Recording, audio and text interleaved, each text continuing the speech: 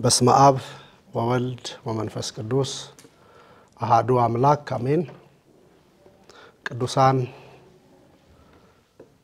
በሕያው እግዚአብሔር ልጅ በናዝሬቱ ጌታ በኢየሱስ ደም የተቀደሳችሁ ደግሞ በዚህ ሰዓትና በዚህ ሁኔታ የሕያው እግዚአብሔርን ቃል ለመስማት እግዚአብሔር ምህረት እንዳደረገላችሁ የሚሰማችሁ ቤተሰቦች በወደደን ከኃጢአታችንም በልጁ ደም ባነጻን በአምላካችን በእግዚአብሔር ስም እንደምን ሰነበታችሁ።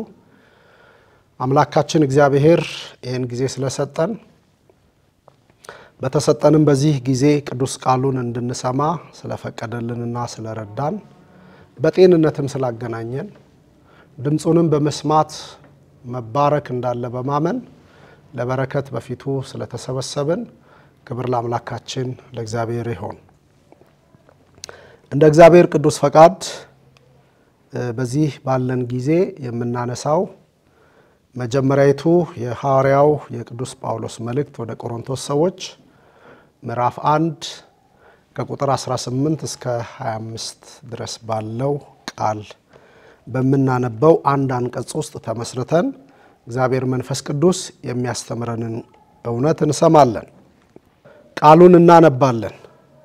አንደኛ ቆሮንቶስ ምዕራፍ 1 ቁጥር 18 እስከ 25 የመስቀሉ ቃል ለሚጠፉት ሞኝነት ለኛ ለምንድን ግን የእግዚአብሔር ኃይል ነውና የጥበበኞችን ጥበብ አጠፋለሁ ያስተዋዮችንም ማስተዋል እጥላለሁ ተብሎ ተጽፏልና ጥበበኛ የታል ጻፊስ የታል የዚህች ዓለም መርማሪስ የታል እግዚአብሔር የዚህችን ዓለም ጥበብ ሞኝነት እንዲሆን አላደረገምን በእግዚአብሔር ጥበብ ምክንያት ዓለም እግዚአብሔርን በጥበቧ ስላላወቀች በስብከት ሞኝነት የሚያምኑትን ሊያድን የእግዚአብሔር በጎ ፈቃድ ሆኗልና መቼም አይሁድ ምልክትን ይለምናሉ የግሪክ ሰዎችም ጥበብን ይሻሉ እኛ ግን የተሰቀለውን ክርስቶስን እንሰብካለን ይህም ለአይሁድ ማሰናከያ ለአሕዛብም ሞኝነት ነው ለተጠሩት ግን አይሁድ ቢሆኑ የግሪክ ሰዎችም ቢሆኑ የእግዚአብሔር ኃይልና የእግዚአብሔር ጥበብ የሆነው ክርስቶስ ነው ከሰው ይልቅ የእግዚአብሔር ሞኝነት ይጠበባልና የእግዚአብሔርም ድካም ከሰው ይልቅ ይበረታልና ይላል። ክብር ለቃሉ ባለቤት ይሁን። ጌታ መንፈስ ቅዱስ ሁላችንንም በዚህ ቃል መሰረት ያስተምረን። ሁላችን በያለንበት እየጸለይን ቃሉን እንሰማለን። የእግዚአብሔር ጸጋ ከሁላችን ጋር ይሁን። በዚህ አንቀጽ ውስጥ ተመስርተን ርዕስ ለምትይዙ ቤተሰቦች ክርስቶስ የቤተ ክርስቲያን አገልግሎት ማዕከል ነው በሚል ርዕስ ቃሉን እንሰማለን። ክርስቶስ የቤተ ክርስቲያን አገልግሎት ማዕከል ነው። የዚህ ርዕስ ወይም የዚህ አገልግሎት ዋና ዓላማ ከሁሉ የላቀው ነው።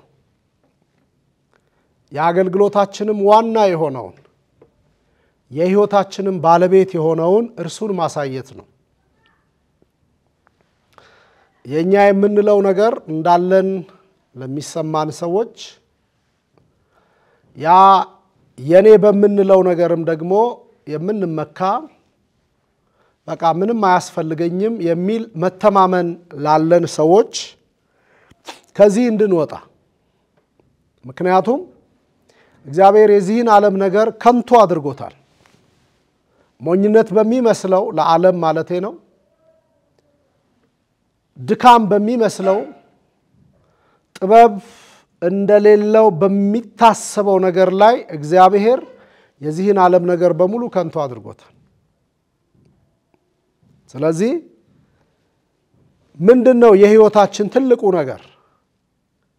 ማን ነው የሕይወታችን ትልቁ አካል ባለቤት የሚለውን ነገር እንድናስብ ነው። ስለ ክርስቶስ እናስብ ወይም ክርስቶስ የቤተ ክርስቲያን ትልቁ ርዕስ ነው ዋናው ጉዳይ ነው ስንል መከራውን መሰረት አድርገን ነው። መከራው የክርስትናው ሕይወት ትልቁ ቁልፍ ነው። ሁሉ ጊዜ ክርስቲያን ይሄን መርሳት የለበትም። የክርስቶስ መከራ የቤተ ክርስቲያን ውበቷ እንደሆነ ሐዋርያው ስለ መስቀል ስለሚያነሳ አንዳንዶች መስቀል የሚለውን ቃል ዝም ብሎ የተሰቀለበትን የተመሳቀለውን እንጨት ወይም ብረት የሆነ ነገር ቁስ የሆነ ነገር ማሰብ እንደሆነ አድርገው ያስባሉ። እንደሱ አይደለም። እኛ መስቀል ስንል ወይም መጽሐፉ መስቀል ሲል መከራውን እንድናስብ በዛ በቁሱ ላይ ክርስቶስ አምላካችን እርሱ መድኃኒታችን እርሱ የሕይወታችን ባለቤት ቤዛችን የሆነው የከፈለውን ዋጋ እንድናስብ እንጂ መስቀሉን ማለት እንጨቱን እንድናስብ አይደለም። ብዙ ሰዎች የእግዚአብሔር ምህረት ተደርጎላቸው ምህረት ያደረገላቸውን እግዚአብሔርን ይረሱትና ቁሳቁስ ላይ ትኩረት ያደርጋሉ። ቁሳቁስ ምንም ነው። ስለዚህ መከራውን ስናስብ ስቃዩን ስናስብ ሕይወታችን የተሰራበት ነገር ይገባናል። ክርስትናችን የተመሰረተበት ነገር ይረዳናል። እግዚአብሔር በክርስቶስ መከራ በኩል እኛን ከምን ውስጥ እንዳተረፈን ከምን ውስጥ እንዳዳነን እንረዳዋለን። ስለዚህ ክርስቶስ የቤተ ክርስቲያን አገልግሎት ማዕከል ነው ስንል መከራው ስቃዩ እኛን ለማዳን ከእግዚአብሔር ጋር ለማስታረቅ የከፈለውን ዋጋ እያሰብን ይህን መልእክት እንድንሰማ በእግዚአብሔር ፍቅር እለምናችኋለሁ። ዓላማው ይሄ ነው። ርዕሳችንም ማዕከል የሆነውን ክርስቶስን በነገራችን ላይ ቤተ ክርስቲያን እውነተኛ የሐዲስ ኪዳን ቤተ ክርስቲያን ከሆነች ሌላ ርዕስ የላትም። ሌላ ይሄንን እናስተውል ቤተሰቦች። ይሄ እምንሰማው ስለ ብዙ ነገር የሚወራልን ነገር እሱ የሰው ተረት ነው። የሰው ሐሳብ ነው። የምድርና የሥጋ ነው። የዓለም ነው። የሰዎች ፍልስፍና ነው። የሰዎች ጥበብ የሰዎች የንግግር ችሎታ ማሳያ ነው። ቤተ ክርስቲያን አንድ ርዕስ አላት። ቤተ ክርስቲያን ሁሉ ጊዜ አንድ አጀንዳ አላት። ክርስቶስ መከራው የተሰቀለው ክርስቶስ የሞተው ክርስቶስ ወደ መቃብር የወረደው ክርስቶስ ከሙታን የተነሳው ክርስቶስ አንዱን ክርስቶስ በተለያየ ሁኔታ እንገልጠዋለን እንጂ ማዕከሉ መነሻና መድረሻው መጠቅለያው መደምደሚያው እርሱ ነው ኢየሱስ የእግዚአብሔር ልጅ። ይህን እንድናስተውል ጌታ በነገር ሁሉ ይርዳን። ስለዚህ ሐዋርያው ቅዱስ ጳውሎስ ለቆሮንቶስ አማኞች የጻፈውን ጽሑፍ ነው ያነበብነው በመንፈስ ቅዱስ ተቃኝቶ። እነዛ በብዙ ነገር የተከበቡት በብዙ ሁኔታ የተያዘ ህሊና ያላቸው ሰዎች በመካከላቸው መለያየት መከፋፈል መገፋፋት ያለባቸው ሰዎች እኔ የሚል ማንነት ለነበራቸው ሰዎች ከኔነታቸው እንዲወጡ ከተከፋፈሉበት ማንነት እንዲወጡ አንዱ አማኝ እኮ ነው ክርስቲያን ነው እዛቸው ቆሮንቶስ ቤተክርስቲያን ውስጥ ህብረት የሚያደርግ ወንድም ነው ወይም እህት ናት ግን እኔ የአጵሎስ ነኝ ትላለች ያኛው ደግሞ እኔ የጳውሎስ ነኝ ይላል ኬፋን የሚያውቅ ደግሞ እኔ አረ የትልቁ ሐዋርያ የኬፋ ነኝ ደግሞ ተሻልኩ የሚለው ትንሽ አውቅ ያለው ትንሽ በእውቀት ከፍ ብያለሁ የሚለው ደግሞ እኔ የክርስቶስ ነኝ ይላል ጳውሎስም አጵሎስም ኬፋም ለኔ ምንም አይደሉም እኔ የክርስቶስ ነኝ ለነዚህ ሰዎች የተጻፈ መልእክት ነው የቆሮንቶስ መልእክት ይሄ የቤተ ክርስቲያን አገልግሎት ትልቁ ራስ ምታት ነው እንኳን ጥንት ማለት ይሄ መልእክት በተጻፈበት ዘመን የነበሩት አብያተ ክርስቲያናት ይቅሩና ዛሬም የቤተ ክርስቲያንን አገልግሎት ሽባ ያደረገው የቤተ ክርስቲያንን አገልግሎት ያነቀ ያሰረ ቤተ ክርስቲያን የሰማይ መንግስት አምባሳደር የሰማይ መንግስት ተወካይ የሰማይ መንግስት አጀንዳ አስፈጻሚ መሆኗን ወደ ጎን ያደረገ ርዕስ ቢኖር ይሄ እኔነት ነው። አንዱ የከሌ ነኝ ይላል ከተወለደበት አካባቢና አብሮት ካሉት ሰዎች ጋር ተቧድኖ፣ ሌላው ደግሞ አረኔ የከሌ ነኝ ያኛውን ይገፋል ያኛውን ይንቃል። ቤተ ክርስቲያን እግዚአብሔር በሰጠን ጸጋ መጠቀም ብንችል ዓለሙ ላይ ይሄ በክፉ በተያዘው ዓለም ውስጥ ተጽዕኖ እየፈጠርን የመኖር አቅም ተሰጥቶን እድል አግኝተን እንድንኖር የተጠራችናት ቤተ ክርስቲያን። ነገር ግን ይሄ እኔነት ይሄ መከፋፈል ይሄ በወንድሞች መካከል ይሄ በጉባኤ መካከል የሚፈጠረው ነገር የቤተ ክርስቲያንን አቅም ይሰልበዋል። እግዚአብሔር ከዚህ ይጠብቀን።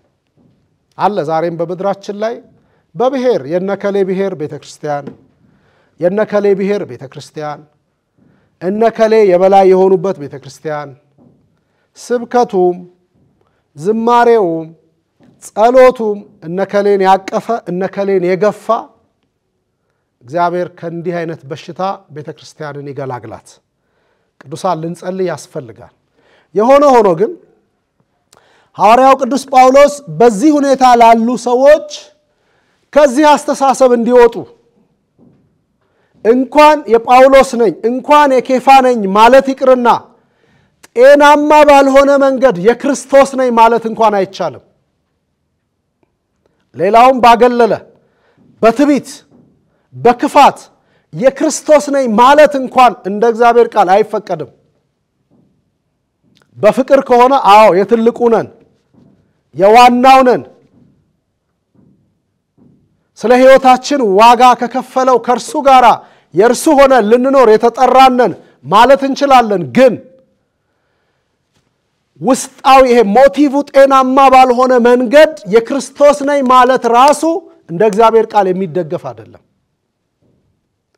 ክርስቶስ የቤተ ክርስቲያን ነው የማንም አይደለም ማለት በግል የግል ዓላማችንንና ሐሳባችንን ልናስፈጽምበት የተጠጋንበት ጥግ አይደለም። ክርስቶስ የሰማይን አጀንዳ ልንፈጽም የእግዚአብሔርን መንግስት ሐሳብና ፈቃድ ልናደርግ በክርስቶስ ኢየሱስ የተጠራን እኛ የክርስቶስ ነን እንላለን። አዎ ግን በመከፋፈል ስሜት በመገፋፋት ስሜት በመጠላላት ስሜት ለአንዱ ወይም ለሌላው ጤናማ ያልሆነ ነገር ባለያዘ አስተሳሰብ የክርስቶስ ነኝ ማለት ራሱ ልክ አይደለም። ሐዋርያው ይሄን ይወቅሳል።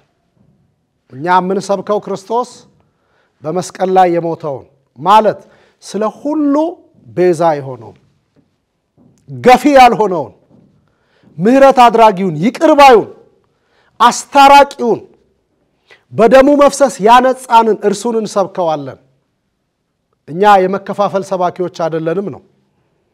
እኛ የመለያየት አገልጋዮች አይደለንም። ጳውሎስ ብትሉ ኬፋ አጵሎስ ብትሉት ሌላ እኛ እንዲህ አይደለንም።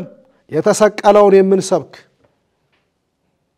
ስለ ሕይወታችን ሕይወቱን የሰጠውን የምንሰብክ የምናገለግል የአገልግሎታችን ማዕከል የሆነውን እርሱን ተረርተን በፍቅር ልናገለግል የተጠራን እንጂ የዓለም የሆነውን ልናደርግ በሰው ጥበብ በሰው ዕውቀት በሰው አስተሳሰብ ምድራዊ የሆነ ነገር ለማከናወን የተሰበሰብን አይደለንም የሚለውን ለማስገንዘብ ሐዋርያው ቅዱስ ጳውሎስ ይሄን መልእክት ይጽፋል። የመስቀሉ ቃል ፍቅር ነው። የመስቀሉ ቃል ምህረት ነው። የመስቀሉ ቃል ይቅርታ ነው። የመስቀሉ ቃል እኛን የእግዚአብሔር ያደረገ ነው። መከራው ስቃዩ እንግልቱ ውበት ሆኖናል፣ ወደ እግዚአብሔር አድርሶናል። ለሚጠፉት ነው ሞኝነት እንጂ ለኛ ለዳን ነው ክብራችን ነው። ለኛ ለዳን ነው አቅማችን ነው። ለኛ ለዳን ነው የጌታ ለሆን ነው የመስቀሉ ቃል መቅረቢያችን ነው። የምንለያይበት ሳይሆን አንድ ሆነን የምንከፋፈልበት ሳይሆን የምንገፋፋበት ሳይሆን ተያይዘን ሐዋርያው በዕብራውያን 10 ቁጥር 32 ላይ እንደነገረን ይልቁንም ቀኑ ሲቀርብ ያያችሁ አብልጣችሁ ይሄንን አድርጉ እንዳለ መተሳሰብ መቀራረብ መተያየት መጎበኛኘት አብሮ መሆን እንጂ በክርስትና ውስጥ መከፋፈል ስፍራ የለውም ቤተሰቦች ይሄን አስተሳሰብ ልንለውጠው ያስፈልጋል ፖለቲካው መብቱ ነው እንደፈለገ መሆን ይችላል እኛ የተጠራነው ለሰማይ መንግስት አጀንዳ ነው ስለዚህ በዚህ ሐሳብ የሌላውን አጀንዳ ለሌላው ትተን እኛ ግን ለተጠራንበት ለዳንበት ለተቀደስንበት ለጸደቅንበት የእግዚአብሔር ለሆንበት እውነት እንድንኖር ሐዋርያው ቅዱስ ጳውሎስ ይመክራል እኔነትን እንዲያጠፉ እኔነት በቤተ ክርስቲያን ውስጥ በሽታ ስለሆነ ሐዋርያው ሶስት ወገኖችን ያነሳል በዚህ አሁን ባነበብነው ንባብ ውስጥ እነዚህ ሶስት ወገኖች በተለይም ሁለቱ የራሳቸው የሆነ ማንነት ያላቸው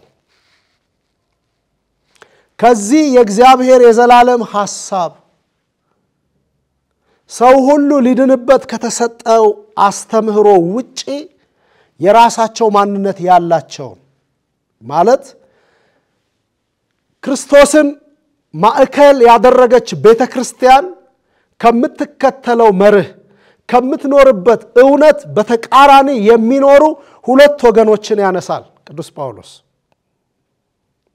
አጠቃላይ በዚህ አንቀጽ ውስጥ ሶስት አካላትን ነው የሚያነሳው ሁለቱ ግን ከክርስትናው አስተሳሰብ ውጪ የሆኑ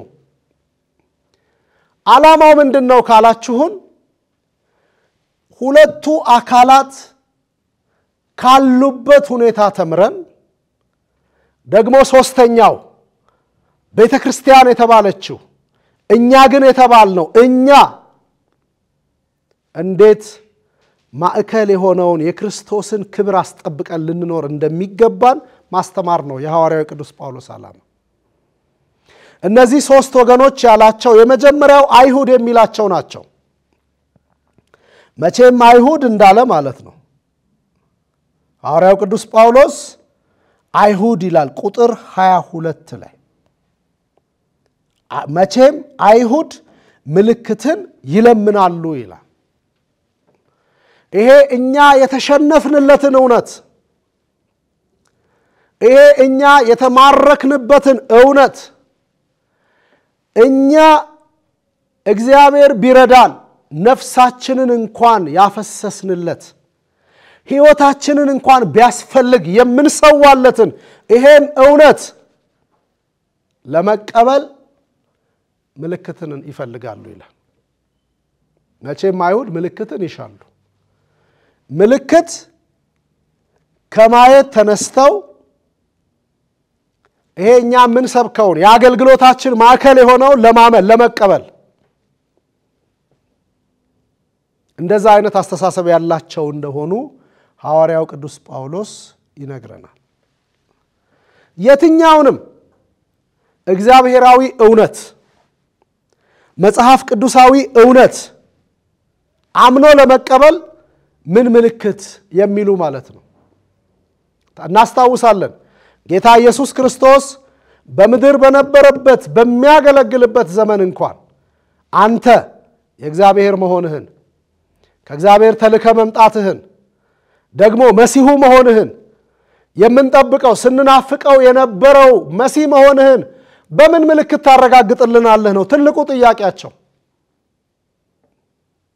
በእያንዳንዱ አገልግሎት እየተከተሉ ምልክት ምን ታሳየናለህ የዮሐንስ ወንጌል ጸሐፊ ቅዱስ ዮሐንስ በምዕራፍ 2 ቁጥር 18 ላይ አንተ ምን ምልክት ታሳየናለህ የሚል ጥያቄ ቃል በቃል ጽፎልን እናገኛለን ምን ምልክት ታሳየናለህ እዛው በዮሐንስ ወንጌል ምዕራፍ 6 ላይ ጌታ ኢየሱስ ክርስቶስን ሲጠይቁት ምዕራፍ 6 ቁጥር 34 ላይ ማን ቁጥር 30 ላይ እንድናምንብህ እንድንቀበልህ ምን አይነት ምልክት ልታሳየን ትችላለህ ይሉት ስለ ምድረ በዳው መና ሲያወራቸው እኔ ከሰማይ የመጣው የሕይወት እንጀራ ነኝ ሲላቸው እሺ ነህ ብለን ለመቀበል ምልክት አሳየን ይሉት እኛ እኮ ወገኖቼ እግዚአብሔር ረድቶን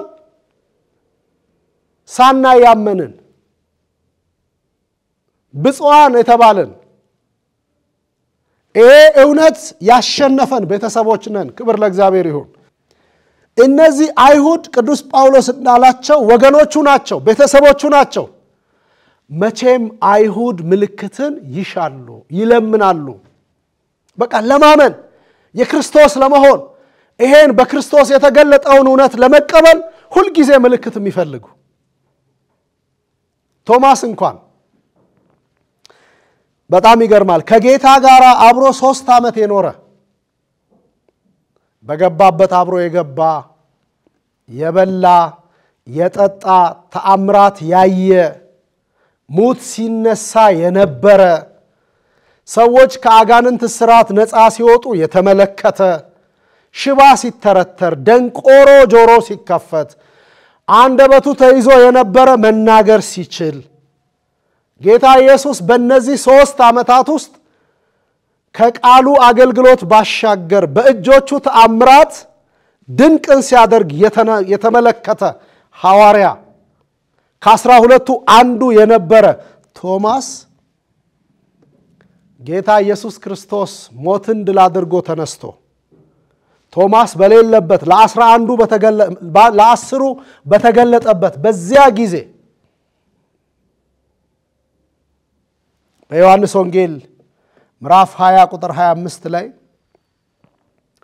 ጌታ ኢየሱስ ክርስቶስን እኮ አየነው ሲሉት እኔ ይላል የችንካሩን ምልክት በእጆቼ ካላየው አላምንም ጣቶቼንም ወደ ጎኑ ከትቼ ካላረጋገጥኩ አላምንም ይላል ምን ማለት ነው አይሁዳዊ ማንነት የተገነባው ምልክትን በማየት ውስጥ ነው ማለት ነው ተአምራትን በመመልከት ውስጥ ነው ማለት ነው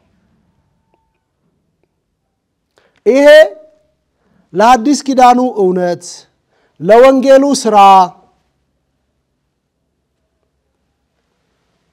ከአማኝ የማይጠበቅ ነገር ነው እግዚአብሔር ምልክትን በወደደ በፈቀደበት ሁኔታ ያደርጋል ግን እኔ ክርስቲያንም ሆኖ እኔ ከጌታ ጋር ህብረት ማደርገው እንዲህ አይነት ምልክት ካላየው ነው ብሎ ቅድመ ሁኔታ እንደማስቀመጥ ነው እሱ የማይደገፍ ነው ቅድም እንዳልኳችሁ ጌታ ኢየሱስ ክርስቶስ ዳግመኛ በሳምንቱ ተገለጠ ቶማስ ባለበት 12ቱም በተገኙበት ና ቶማስ የለም እኮ ቶማስ እንደዛ ሲል ግን ሁሉን አዋቂው ስላወቀ ስለሰማ እንኳን የተነገረውን የታሰበውን የሚያውቅ እግዚአብሔር ልጅ ጌታ ኢየሱስ በመካከላቸው ተገልጦና ጎኔን ተመልከት ይሄው መዳፎቼን እኔው ነኝ ሲለው እናያለን ምልክት ጌታ ኢየሱስ ክርስቶስን ለመቀበል እንደ ዋና ነገር ተደርጎ መቆጠር የለበትም ቤተሰቦች በዮሐንስ ወንጌል ላይ በመናነበው በየትኛው ክርስቶስ ባደረጋቸው ተግባራት ውስጥ ተአምር አይደለም የተባለው ምልክት ምንድነው የምልክቱ ዓላማ አድራጊውን የማመልከት ፈጻሚውን የማሳየት ያንን ለሰው የማይቻለውን አድርጎ ያሳየውን ወደርሱ የሚያመላክት እንጂ ምልክት ብቻውን ምንም አይደለም ተአምር ምንም አይደለም የሰው ህይወት በተለይ የክርስትና ህይወት በምልክቶች ላይ መመስረት የለበት ወገኖቼ እግዚአብሔር አንድ ትልቅ ምልክት ሰጥቶናል ልጁን ኢየሱስ ክርስቶስን ጌታ ኢየሱስ ክርስቶስ በመስቀል ላይ ከመሰቀል በላይ ሌላ ምልክት ምን ያስፈልገናል ሙሴ በምድረ በዳ እባብን እንደሰቀለ እንዲሁ በርሱ የሚያምን የዘላለም ህይወት እንዲኖረው የሰው ልጅ ይሰቀል ዘንድ ይገባዋል ይሄው ትልቅ ምልክት እግዚአብሔር ምልክት አያደርግም ድንቅ አያደርግም ተአምራትን አይሰራም እያልኩ አይደለም ይሁን እንጂ ምልክትን መሰረት አድርጎ እግዚአብሔርን ለማመን እግዚአብሔርን ለመከተል የሚደረግ ቅድመ ሁኔታ በክርስትና ውስጥ የማይመከር ሐዋርያው ቅዱስ ጳውሎስ የሚያነሳቸው የመጀመሪያ ወገኖች እነዚህ ናቸው።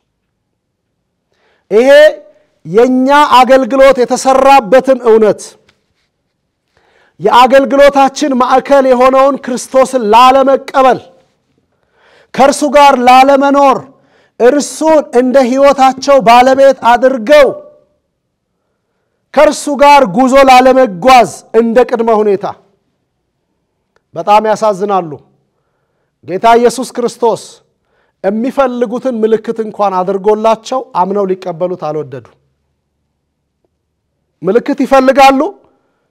እሱ እነሱን ለማሳመን ሳይሆን ስራው ስለሆነ ሰዎችን መርዳት ማገዝ የሰዎችን ጭንቀት ማስወገድ ምክንያቱም የእግዚአብሔር መንፈስ በኔ ላይ ነው ለድሆች ወንጌልን ሰብክ ዘንድ የታሰሩት ይፈቱ ዘንድ እንደተባለ ሽባዎች ይተረተሩ ዘንድ እውራን ያዩ ዘንድ ለምጻሞች ይነጹ ዘንድ ለዚህ ተልኬያለሁ ያለ የእግዚአብሔር ልጅ የመጣበት አንዱ ዓላማ ነው። ግን ትልቁ አይደለም።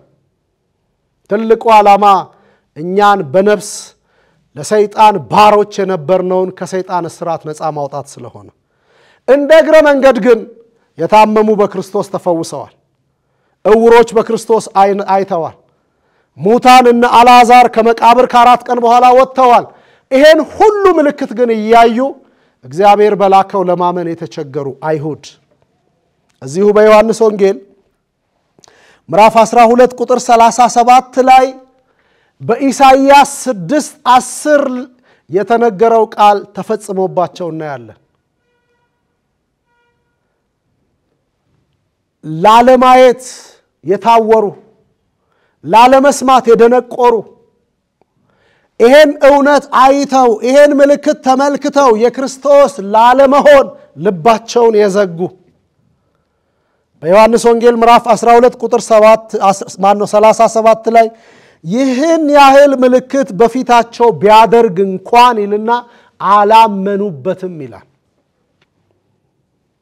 ሐዋርያው ሊሰበክ ይገባዋል ያለውን ደግሞ እኛም ዛሬ የምንሰብከውን ጌታ ኢየሱስ ክርስቶስን ምልክት አይተን አይደለም የተከተልነው።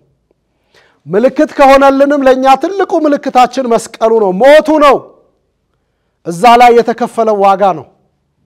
እሱ ነው የአገልግሎታችን ዋና ጉዳይ። እነዚህ አይሁድ ግን ምልክትን ይፈልጋሉ፣ ግን ቢያዩም ለማመን ልባቸው የተዘጋ ይህን ያህል ምልክት በፊታቸው አደረገ ብሎ ግን አላመኑበትም። ልባቸው ጠንካራ ስለሆነ ጌታ ኢየሱስ ክርስቶስን ላለመቀበል ውስጣቸውን እልህኛ ስላደረጉት ቅዱስ ጳውሎስ ስለ ወገኖቹ ስለ ዘመዶቹ የራሱ ስለሆኑት በሮሜ መልእክቱ ምዕራፍ 9 ቁጥር 4 ላይ እንደነገረን እነርሱ እስራኤላውያን ናቸው ያላቸው ወገኖቼ የሚላቸው በጣም ይቀርማል። ከፍ ብለን ቁጥር 3 ሮሜ 9:3 ላይ ስናነብ ስለነርሱ መዳን እኔ የተረገምኩ እንደሆን እጸልያለሁ እስኪል ድረስ መዳንን እንዲያገኙ የሚቃትትላቸው አይሁድ ምልክት ይፈልጋሉ፣ ግን ምልክትም አይተው ጌታ ኢየሱስን ላለመቀበል የተዘጋ ልብ ያላቸው እግዚአብሔር ከዚህ ስላዳነን ስሙ የተባረከ ይሁን። ወገኖቼ ምልክት አይተን አይደለም ጌታን የተከተልነው። ለቶማስ እንደተነገረው ሳያዩ የሚያምኑ ብፁዓን ናቸው እንዳለ ያዩት የነገሩንን አብረውት የበሉ የጠጡ የመሰከሩልንን እውነት አምነን ኢየሱስ ክርስቶስ የሕያው የእግዚአብሔር ልጅ ነው እንድንል ያገዘን እግዚአብሔር ስሙ ይባረክ። ኢየሱስ ጌታ ነው እንድንል ያገዘን መንፈስ ቅዱስ ስሙ ይባረክ። ምልክት አይተን አይደለም ጌታን የምንሰብከው። ዛሬም ምልክት ፍለጋ በየሰፈሩ የሚንከራተቱ በየአዳራሹ የሚንከራተቱ ነፍሳቸውን የሚሰጡ ገንዘባቸውን የሚሰው ክብራቸውን የሚጥሉ ሰዎች በዚህ ዘመን ትልቁን ምልክት መስቀል ላይ የተደረገውን እውነት አምኖ ጌታን ከመከተል ይልቅ እሱን ከመስበክ ይልቅ ዛሬም በዚህ ዘመን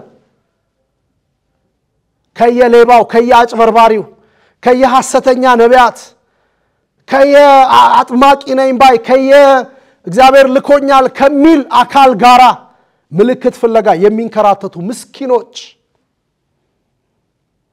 ጉባኤ እንኳን ተዘርግቶ ምልክትና ተአምር ጸሎትና ምናምን አለ ካልተባለ ለመምጣት የማይፈልግ ልብ ያለው ትውልድ እግዚአብሔር ከዚህ ስላተረፈን እግዚአብሔር ከዚህ ስላዳነን በየመንደሩ በየሰፈሩ ከሚከፈቱ የንግድ ተቋማት ከሚመስሉ በክርስትናው ስም ከሚሸቀጥባቸው በክርስቶስ ስም ከሚነገድባቸው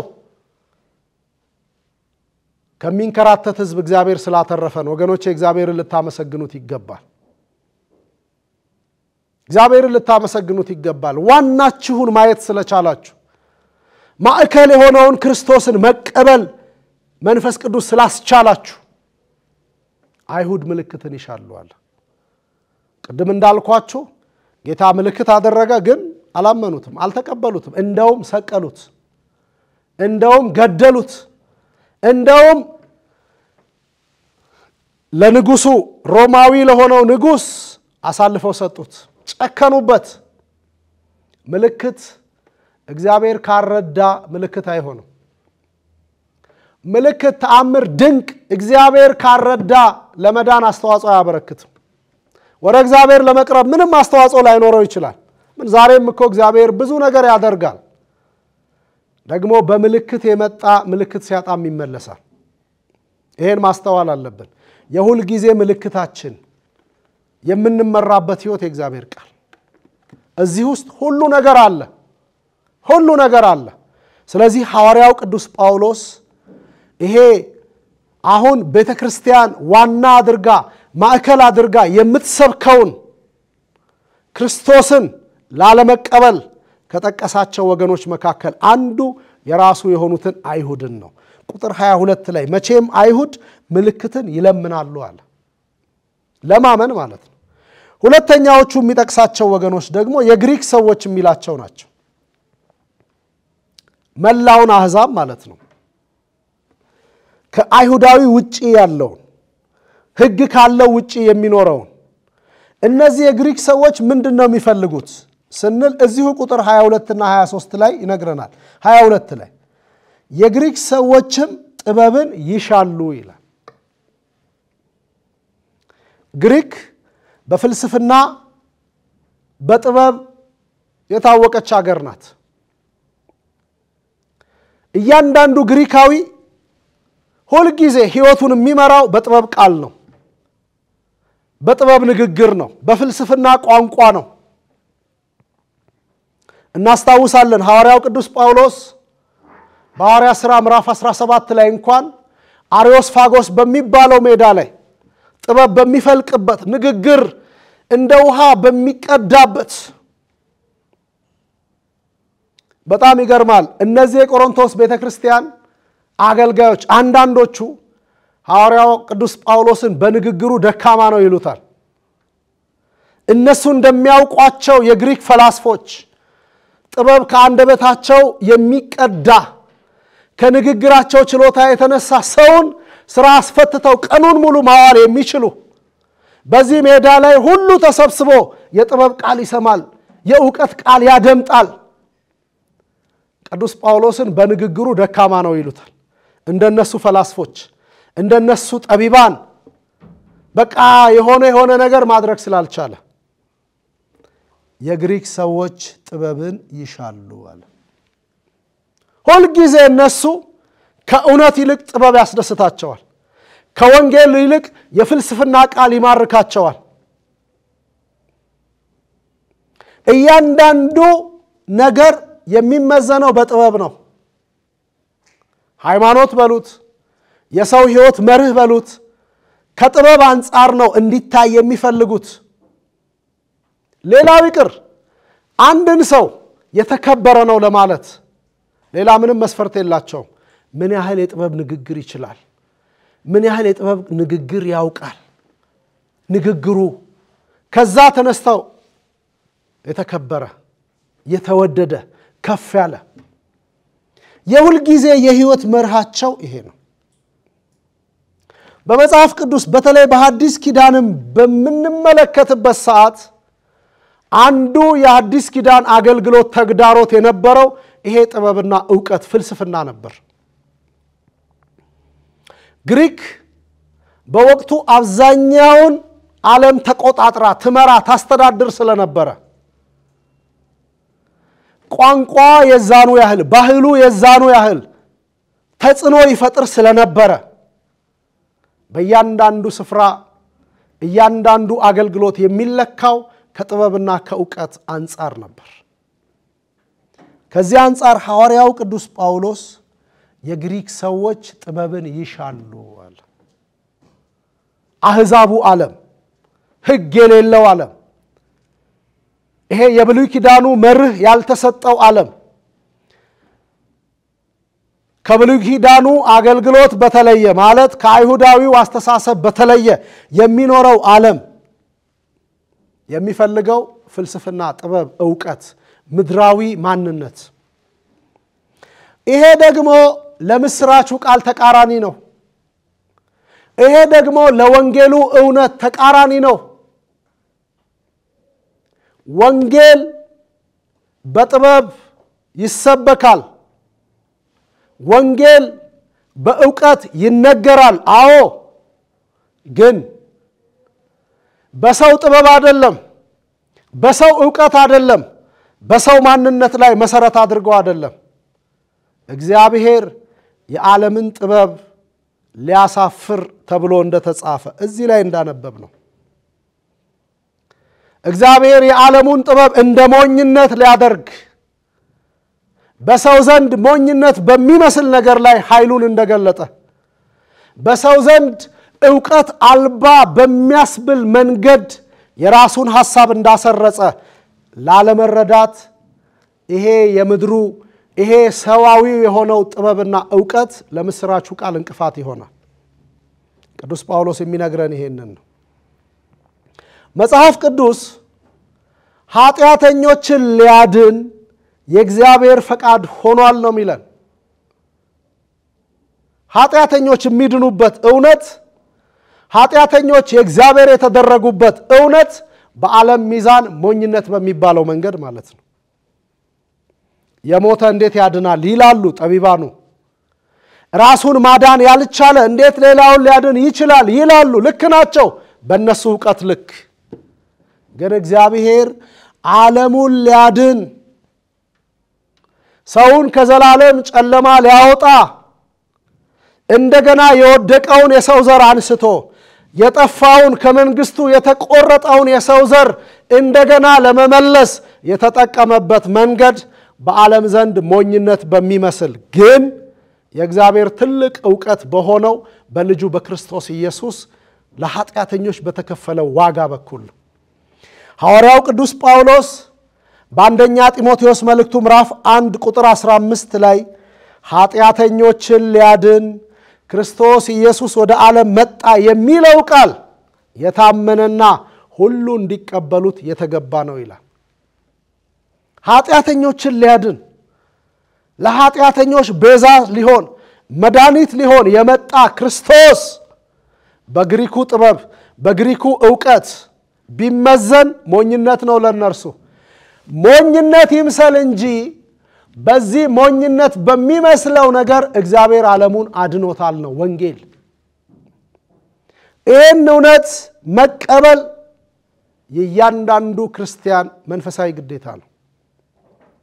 ስለዚህ የግሪክ ሰዎች ጥበብ በሚሉት መንገድ ዕውቀት በሚሉት መንገድ እነርሱ የዕውቀት ጥግ ነው የዕውቀት ልክ ነው በሚሉት መንገድ እግዚአብሔር ዓለምን ለማዳን ስላልሄደ ይሄን አንቀበለውም በሚል ልባቸውን ዘግተዋል።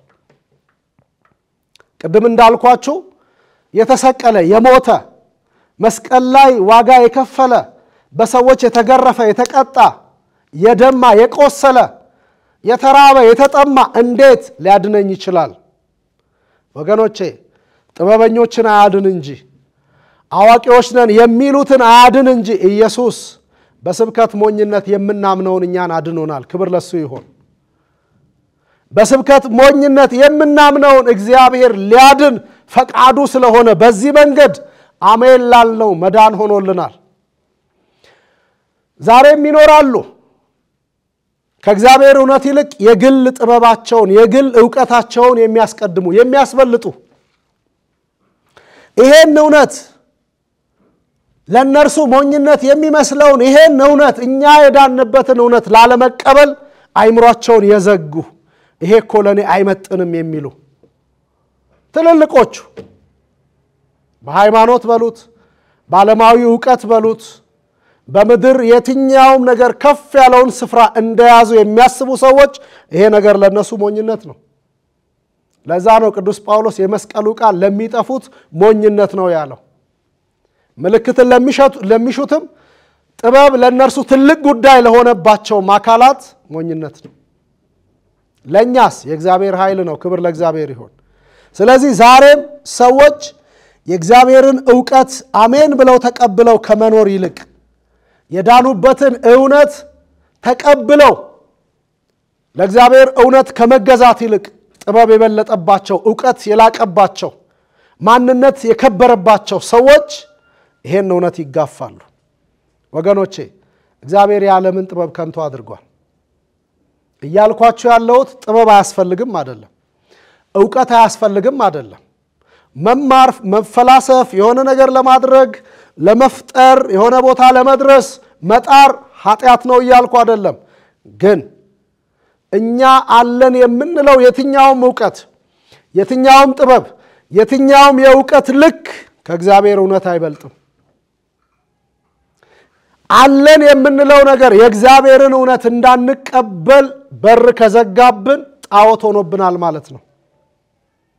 ስለዚህ ልክ እንደ ግሪክ ሰዎች እንደ ሌላው ዓለም እኛ ጋር ያለው ነገር የእግዚአብሔር የሆነውን እንዳናስገባ እንዳንቀበል መንገድ እንዳይዘጋብን ራሳችንን ልንጠብቅ ይገባናል።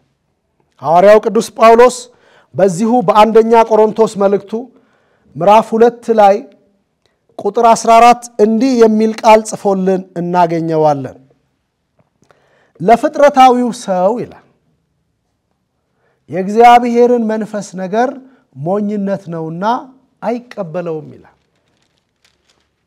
ለፍጥረታዊው ሰው በቃ ጥበብ ለርሱ ትልቅ ነገር ለሆነበት ዕውቀት ለርሱ ከሁሉ በላይ ለሆነበት ሰው እሱ ጋር ያለው ነገር በቃ የመጨረሻው ነው ብሎ ለሚያምን ሰው የእግዚአብሔር ነገር መቀበል ይከብደዋል፣ ሞኝነት ነው። መጽሐፍ ቅዱስ ግን የሚለው በስብከት ሞኝነት የሚያምኑ ናቸው የሚድኑት ነው። እንመጣበታለን። ሶስተኛዎቹ ወገኖች እኛ የሚላቸው ናቸው። ቁጥር 23 ሐዋርያው ቅዱስ ጳውሎስ እኛ ግን የተሰቀለውን ክርስቶስን እንሰብካለን ይላል። እኛ የተባልነው ከአይሁድም ከግሪክም ማለት ከአሕዛብም ተውጣተን ቤተክርስቲያን እንድንሆን የተጠራን ኤክሊሲያ ከዓለሙ ተጠርታ የወጣችው ጉባኤ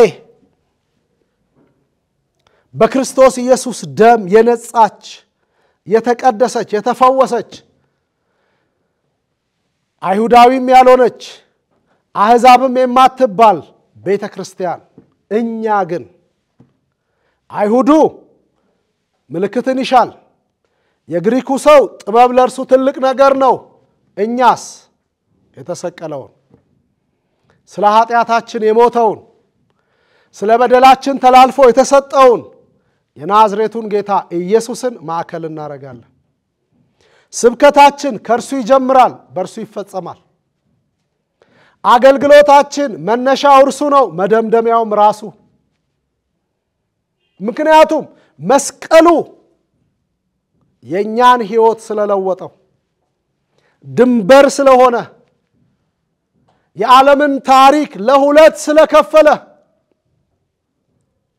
የጨለማው ዘመን ማብቂያ የአዲሱ ዘመን ብስራት መስቀሉ ስለሆነ ቤተክርስቲያን ማንን ትሰብካለች? ማዕከሏን። እኛ ግን የተሰቀለውን ክርስቶስን እንሰብካለን። ለአይሁድ ለግሪክ ሰው ሞኝነት ይመስላል ይምሰል እንጂ እሱን እንሰብካለን። ግዴለም አይሁዳውያን አይሰሙንም።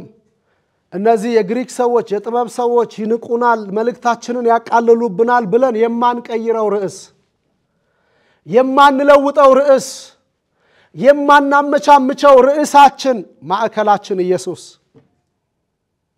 የተሰቀለውን እንዴት አባታችን የምትሉት የሞተበትን ተሰብካላችሁ ሊሉን ይችላሉ።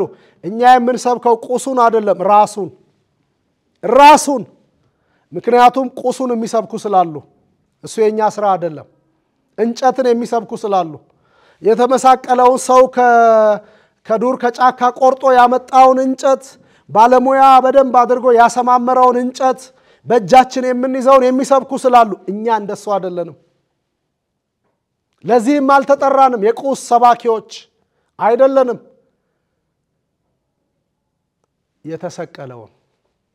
የተሰቀለበትን ሳይሆን የተሰቀለውን እሱ ነው የህይወታችን ማዕከል። እሱ ነው የኛ እስትንፋስ የመኖራችን ዋና። ስለዚህ ሶስተኛ ወገን የተባለችው ቤተክርስቲያን ከዓለም ተጠርታ ተቀርፍፋ የወጣች ከአይሁድም ከአሕዛብም ሕግ ካለውም ሕግ ከሌለውም አምላክ ከነበረውም አምላክ ከሌላቸውም ተጠርታ የወጣችው ጉባኤ ማንን ትሰብካለች? የተሰቀለውን። አምናም ዘንድሮም እድሜ ቢሰጠን ለሚቀጥለው ላንለውጥ ርዕስ ሌላ ላንቀላቅል ሌላ ላንጨምር ሌላ ላናስገባ ስለማያድኑት የሰውን ሕይወት ለመለወጥ ዋጋ ስላልከፈሉት ልንሰብክ አልተጠራንም። ልንገራችሁ እንኳን በዚህ መጽሐፍ ውስጥ ያልተጻፉትን አይደለም በዚህ መጽሐፍ ውስጥ ታሪካቸው የተዘገበላቸው ልንሰብክ አልተጠራንም። እነሱ የሰበኩትን ልንሰብክ እኔ ቅዱስ ጳውሎስን ልሰብክ አልተጠራሁም። የተሰቀለውን ጳውሎስ የስብከቱ የአገልግሎቱ ዋና ያደረገው ልሰብክ ለዚህ ተጠርቻለሁ። እኛ ግን የተሰቀለውን ክርስቶስን እንሰብካለን። ከሰው ዓለም ከሰው ዕውቀት ከሰው አስተሳሰብ ይሄ ጥበብ ምንድነው በዕውቀት ማደግ ከሚባለው ነገር የተለየች ግን በጥበብ የምትሰብክ በዕውቀት የምትሰብክ ዋናዋን ዕዳዋን የቻለላትን ሞቷን የሞተላትን መከራዋን የተቀበለላትን በትንሣኤው ያከበራትን ክርስቶስን የአገልግሎቷ ማዕከል ልታደርግ የተጠራች ቤተክርስቲያን። ወገኖቼ በቤተክርስቲያን ውስጥ ምልክት ስብከት አይደለም፣ ተአምር ስብከት አይደለም። ዛሬ ቅድም እንዳልኳችሁ ሰው በየአዳራሹ ምልክት ለመሰበክ የሚገባ አለ። ምልክት ስብከት አይደለም። የስብከቱ ማሳመሪያ ማስዋቢያ ሊሆን ይችላል። ስብከታችን ክርስቶስ ነው። ንግግራችን፣ ቋንቋችን፣ ወንጌላችን፣ አገልግሎታችን የሁል ጊዜ መልእክታችን ክርስቶስ። ምክንያቱም የተጠራነው የዳነው ከዘላለም ጨለማ የተረፍነው በተሰቀለው ስለሆነ ሐዋርያው ቅዱስ ጳውሎስ በሮሜ መልእክቱ ምዕራፍ 1 ቁጥር 16 ላይ ከቁጥር 12 ጀምሮ አንብቡ። በወንጌል አላፍርምና ይላል። እናንብበው ቃሉን። ምዕራፍ 1 የሮሜ መልእክት ምዕራፍ 1 ቁጥር 16 በወንጌል አላፍርምና አስቀድሞ ለአይሁዳዊ ደግሞም ለግሪክ ሰው ቆሮንቶስ መልእክት ምዕራፍ 1 ላይ የተናገራቸውን ምልክት ይፈልጋሉ ጥበብን ይሻሉ ያላቸውን ማለት ነው። ይሁን እንጂ ምልክት ከሚፈልጉት የወጡ ጥበብ ከተለማመዱት የመጡ ወደ ቤተክርስቲያን አካል ለመሆን ብልትነታቸውን አምነው ለገቡት የሚሰበከው ወንጌል የማያሳፍር ክብር ለእግዚአብሔር ይሁን። ይሄ አገልግሎት አያሳፍርም። ይሄ መልእክት አያሳፍርም። ይሄ እውነት አያሳፍርም። ስለዚህ ቅዱስ ጳውሎስ ምን አለ? በወንጌል አላፍርምና አስቀድሞ ለአይሁዳዊ ደግሞም ለግሪክ ሰው ለሚያምን ሁሉ የእግዚአብሔር ኃይል ለማዳን ነውና ይላል። የእግዚአብሔር ኃይል ፈርዖንን በኤርትራ ባህር እንዴት እንዳሰጠመ እናውቃለን። የእግዚአብሔር ኃይል ዳንኤልን በአንበሳ ጉድጓድ ውስጥ እንዴት እንዳሳደረና እንዳዳነ እናውቃለን። የእግዚአብሔር ኃይል በመንግስቱ ላይ የተነሳሱበትን እንዴት እንደቀጣ እናውቃለን። የሐዲስ ኪዳኑ የእግዚአብሔር ኃይል ግን በክርስቶስ የተገለጠው በመስቀሉ የተረጋገጠው ልጁን ከሙታን በማስነሳት ኃይሉን የገለጠ እናንተ የሰቀላችሁትን እናንተ የገደላችሁትን እግዚአብሔር ከሙታን አስነሳው እንዳለ ቅዱስ ጴጥሮስ የእግዚአብሔር ኃይል ለማዳን ነው።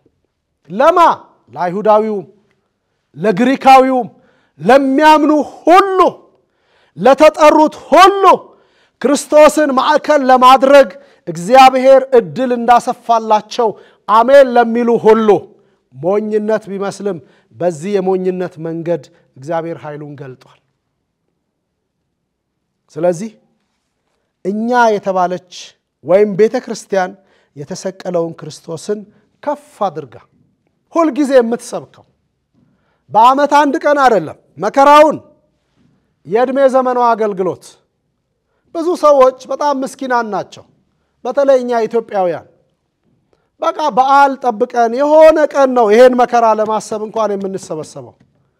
መስቀሉ የሁል ጊዜ መታወሻችን መከራው የሁል ጊዜ የምናስበው መታሰቢያችን ጌታ ኢየሱስ ክርስቶስ ሊሰቀል ባለበት ዋዜማ ምሽት ከራት ተነስቶ ለሐዋርያቱ የሚበሉትን ያንን ቂጣ እያሳየ ይሄ ስለ ዓለም ሁሉ የሚቆረስ ሥጋዬ ነው ስለ ዓለም ሁሉ የሚፈስ ደሜ ነው ይሄን በበላችሁ ሁሉ ጊዜ እስክመጣ ድረስ ሞቴን ትናገራላችሁ እንዳለ ቅዱስ ጳውሎስም በቆሮንቶስ 11 ላይ ይሄን አስቡ እንዳለ ሁሉ ጊዜ የምናስበው የማንዘነጋው የማንረሳው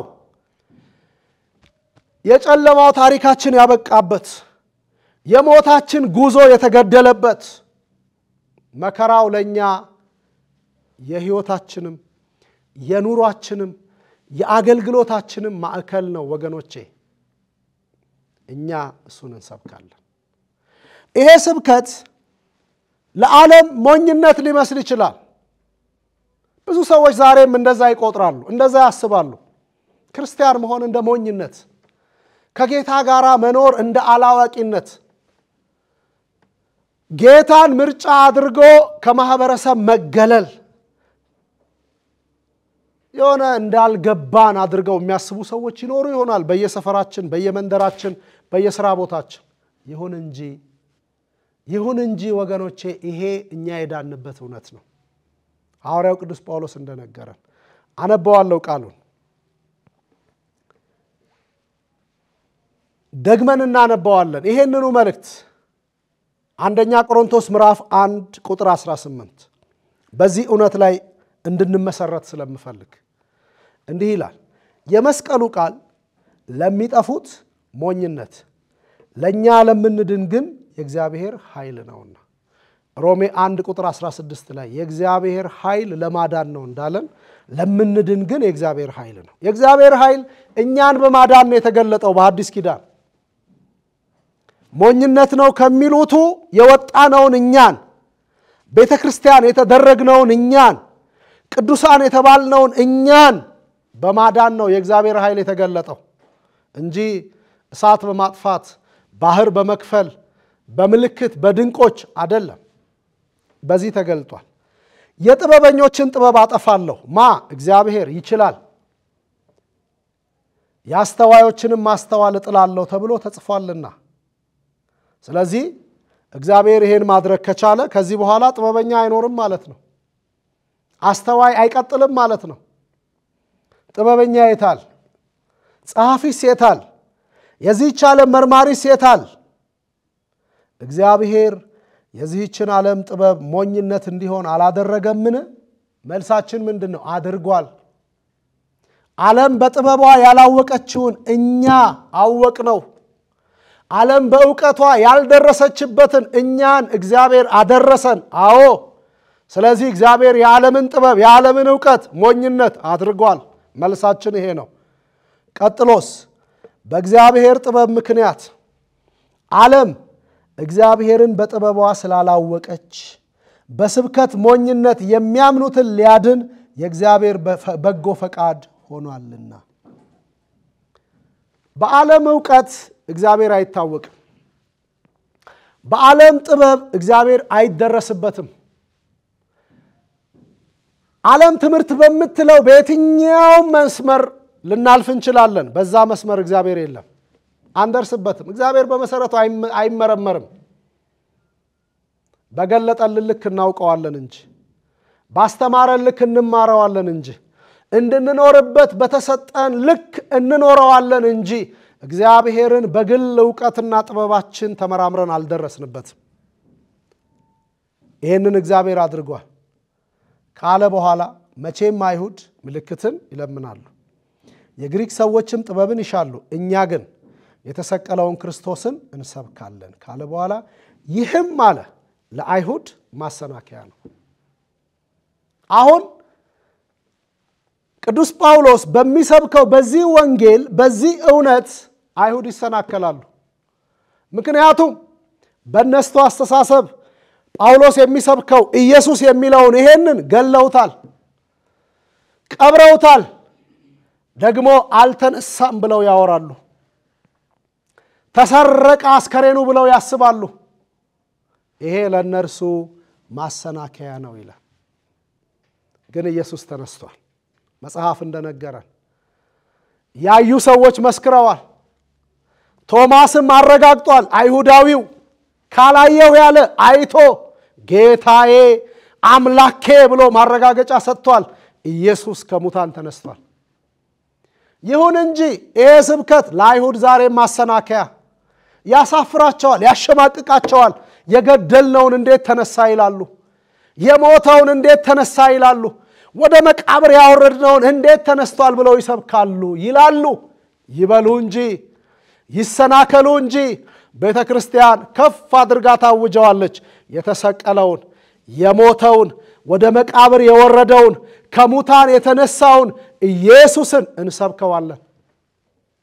የሚሰናከል ይሰናከል፣ ላለመቀበል ልቡን የዘጋ እንደዛው ይቀጥል፣ እኛ ግን እንሰብከዋለን። ምክንያቱም ይሄን መስበክ የሰውን ሕይወት ስለሚለውጥ፣ እኛ እንደተቀየርን አሜን የሚሉ ስለሚቀየሩበት፣ ስለሚለወጡበት፣ ስለሚታደሱበት፣ የእግዚአብሔር የመሆን ዕድላቸውን ስለሚያሰፉበት የሚሰናከል አለ ብለን ይሄን ከመስበክ ዝም አንልም፣ ርዕስ አንቀይርም።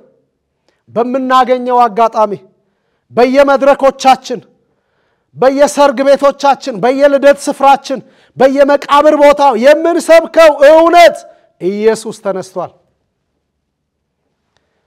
ለአይሁድ ማሰናከያ ለአሕዛብም ሞኝነት ነው ይላል። ጥበብ አለን በሚሉት ፊት ይሄን መናገር ሞኝነት ነው። ይሁን እንጂ እንሰብከዋለን። ቤተ ክርስቲያን በውርደት በቅሌት ታሪኳ የሚደመደመው ይሄን መስበክ ያቆመች ቀን ነው። ጥበበኞቹ አዋቂዎቹ እንደ ሞኝነት ስለሚቆጥሩት አይሁዳውያን እንደ መሰናከያ ስለሚያደርጉት ቆይ እስኪ ርዕስ ልቀይር፣ ይሄን ትቼ ሌላ ልስበክ ያለች ቀን ቤተክርስቲያን ተዋርዳለች። የእግዚአብሔር መንግስት ሰራተኛ መሆኗን ቸል ብለዋለች። ወደ ቃሉ እንመለስ።